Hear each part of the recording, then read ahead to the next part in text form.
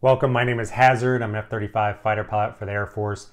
Today I'm going to walk you through the requirements to become a pilot in the United States Air Force. Now, I was looking on the Air Force website and unfortunately it doesn't have all the requirements in order to become a fighter pilot. I see what they were trying to do. They were trying to make every job equal, but as a pilot, there are a lot of specific requirements that go into that and they missed a lot of it. So I'll start off with the Air Force website, talking you through what they have, and then I've written down some additional requirements that I have found over the years. So let's dive into it. All right, number one, qualification, knowledge of theory of flight, air navigation, meteorology, flying directives, aircraft operating procedures, and mission tactics. So that is not qualifying in order to become a pilot. They will teach you that. So you need a 4-year degree. It can be any degree. So I have friends that are history majors, English majors, the whole gamut. Now, I would say if you want to become a test pilot, then you need an engineering degree or a math degree or a physics degree. But other than that, it can be any 4-year degree. All right, next, completion of Air Force specialized undergraduate pilot training. Yes, so you will have to go through pilot training. That's not a requirement in order to become a pilot. They will teach you all of that.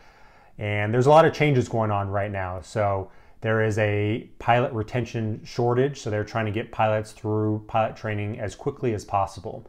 And so there's a new initiative called UPT 2.5, and so they're winging people after 7 months, and then the heavy pilots will go just to sims, and then the fighter pilots will go to a combined T38 UPT/IFF. So that's kind of experimental right now. There's another thing called UPT Next, where they're trying to skip T38s altogether and use virtual reality training for that. So there's a lot of things going on. It's really beyond the scope of this video, and it shouldn't really matter to you. Just realize they are going to train you in how to become a pilot. All right, completion of single scope background investigation. So you will need to have a security clearance in order to become a pilot. Generally, where this is an issue is if you are not a U.S. citizen, so you need to be a U.S. citizen in order to become a pilot. Also, if you've had run-ins with the law. So the Air Force, from what I've seen, has been pretty forgiving, especially if it's a misdemeanor, one-time thing.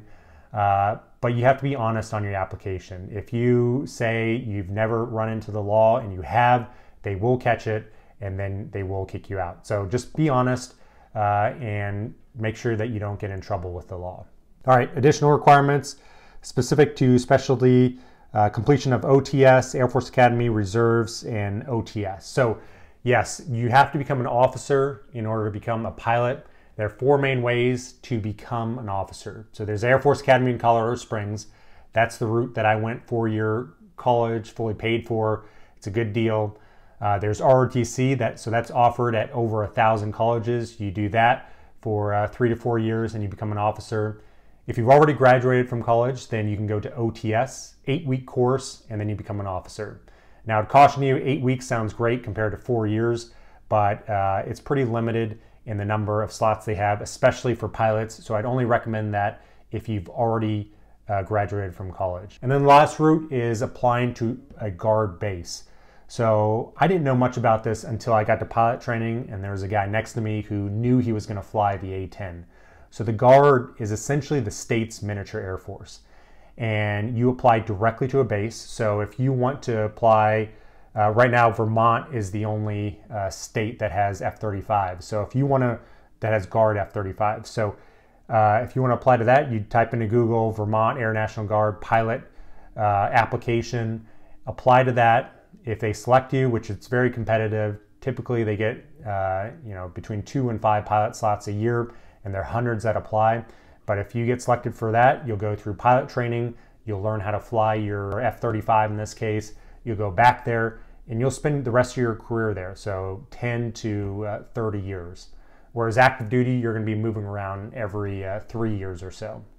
For more information on that, you can go to goang.com. There's a map on there of all the Guard bases and the aircraft they fly. All right, must have begun pilot training between the ages of 18 and 33. So 18, that's really young. I've never heard of anybody going through pilot training at 18. Typically, most people are early to mid-20s. Recently, the Air Force changed the upper limit to 33. So that broadens the scope of people that can apply to pilot training by quite a bit. So it's not too late until you're 33. Even then, you can still potentially get a waiver, although it gets more difficult the older you get. All right, for pilot and aircrew positions, height specifications vary by aircraft, and most applicants can successfully pursue a career in aviation with the Air Force.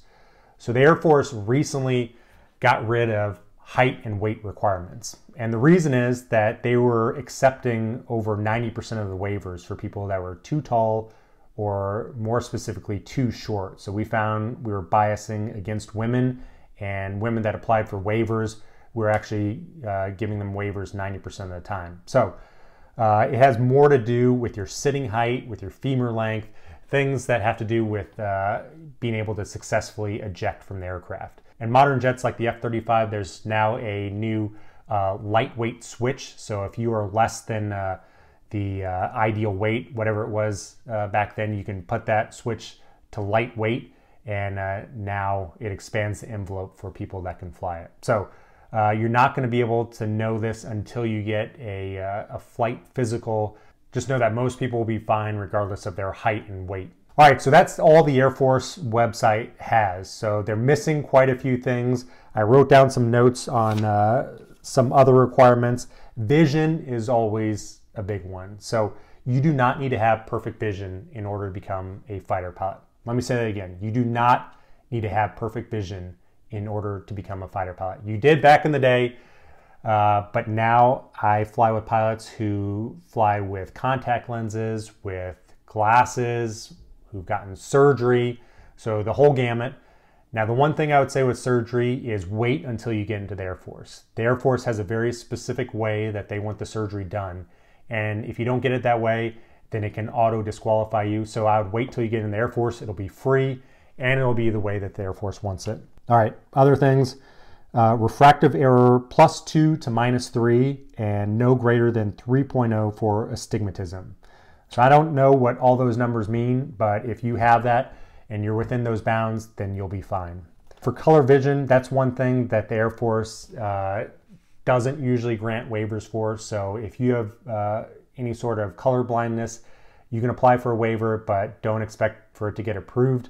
Now, I do have a friend who became colorblind after becoming a pilot, and he was granted a waiver, but that's pretty rare. All right, asthma greater than your 13th birthday. So if you have asthma after your 13th birthday, then generally the Air Force is not going to grant you a waiver. You can always try. Things change quite a bit. So I would recommend, if you do want to be a fighter pilot, go ahead and apply for the waiver, see if you get it, but don't be surprised if it's denied. All right, for allergies, if you have seasonal allergies, the Air Force grants waivers for that greater than 99% of the time, so you'll be fine.